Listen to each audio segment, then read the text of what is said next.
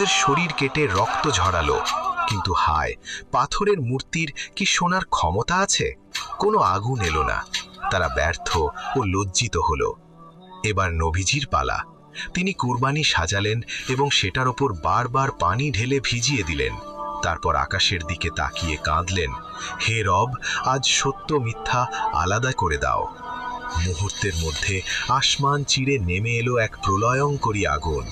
পানি, কাঠ, পাথর আর কুরবানি সব নিমেষেই ভস্ম হয়ে গেল। উপস্থিত সবাই ভয়ে কাঁপতে কাঁপতে চিৎকার করে উঠল, আল্লাহই সত্য, আল্লাহই এক, অদ্বিতীয়। এরপর নবীজি পাহাড়ে উঠে আবার দোয়া করলেন।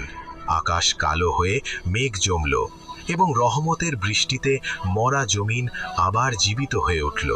সুবহানাল্লাহ। আপনি যদি নবীজিকে ভালোবাসেন, কমেন্টে আই লাভ মুহাম্মদ লিখে যান।